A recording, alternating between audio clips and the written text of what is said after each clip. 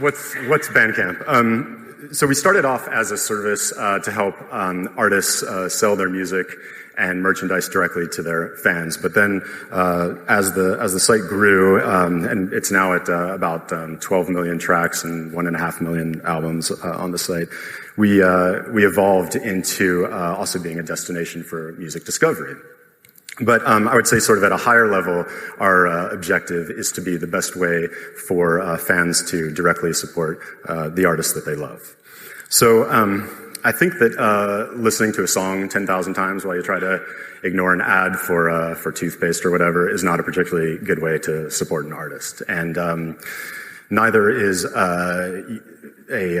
paying a subscription fee once a month to a multi-billion-dollar corporation that's partially owned by other multi-billion-dollar corporations, the major labels, and then just kind of crossing your fingers that they're going to distribute your money to artists fairly. The best way to support an artist is to pay them directly. I think, this is painfully obvious, right? The internet makes this entirely feasible, so we try to make this really, really easy. So an artist uploads their music to Bandcamp, a fan pays them directly for it, we take a small cut, it's about half of what iTunes charges, and then the fan gets the music streaming on all their devices where we have our app, and then they get also a high-quality download if they're still into that sort of thing, and also, of course, they get the satisfaction of knowing that they've directly supported an artist. I just want to ride my bike, yeah.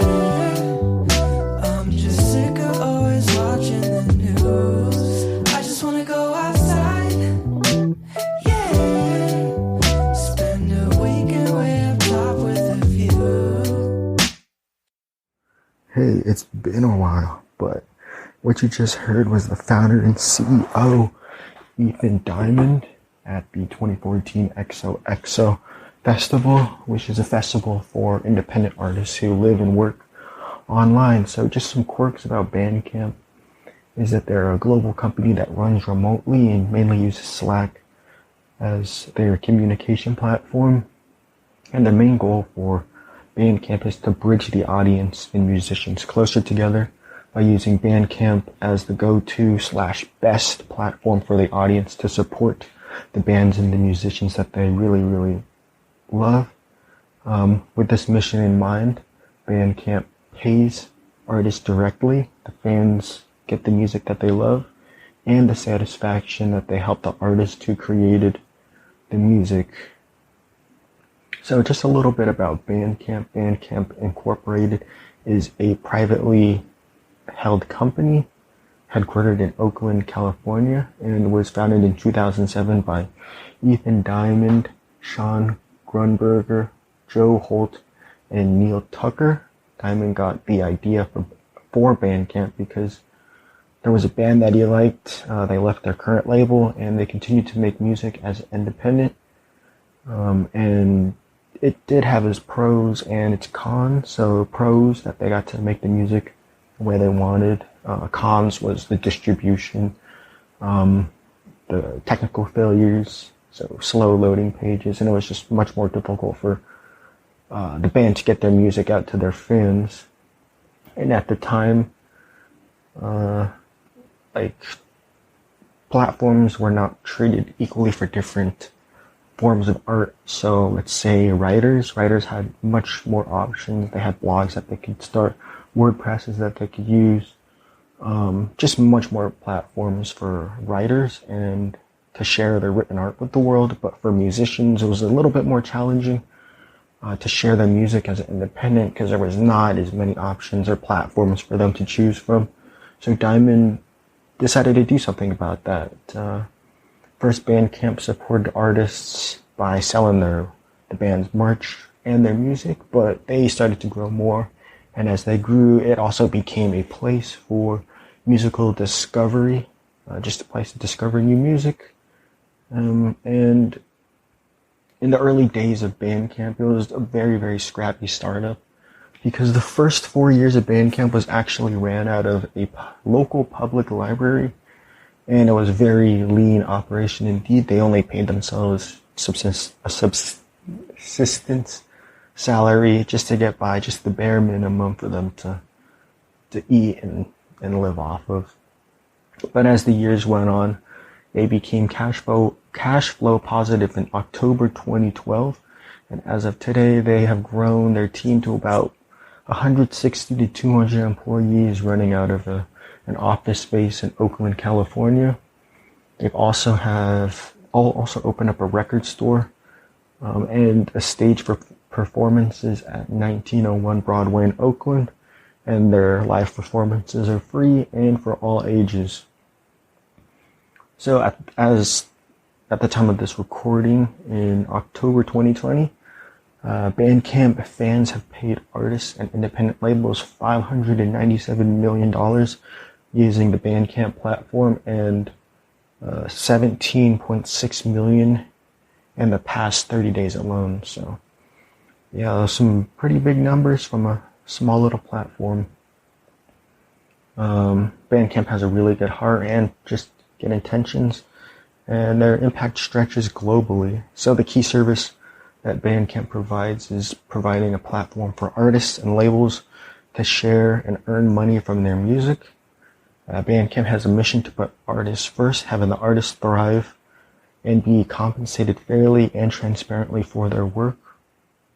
So as we know, the music industry is notorious for giving the artists very little money.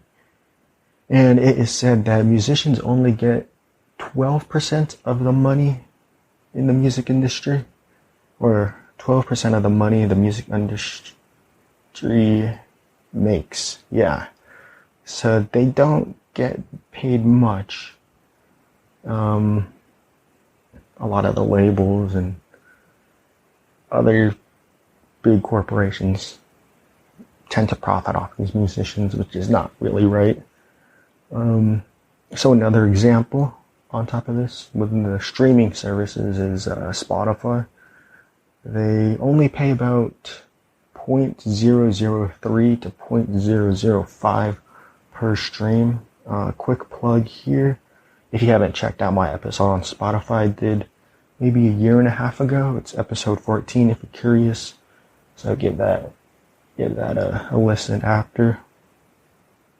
So let's say, for example, you make 0.004 per stream. That's less than a penny. That's less than half of a penny. So in order for you to make $1, you would need 250 streams. And let's just keep scaling that up. So to make $10, you would need 2,500 streams. $100, 25,000 streams. $1,000, 250,000 streams. And $10,000, you would need 2.5 million streams. So Spotify's business model is definitely not viable for most musicians and artists, because if you would have to constantly make a hit song, or if you want to live off like these Spotify checks, you would constantly have to make a hit song, which is not really viable for every artist out there. And that's not even considering all of the lesser known fees, cuts and studios and everything else. This is just a very rough example. Some other platforms that are less popular, like Napster and Tidal, they pay more per stream, but they have less listeners in comparison to Spotify. So, and also the opposite for the larger, more accessible platforms like Pandora and YouTube, they pay less, but they have very large audiences and listeners.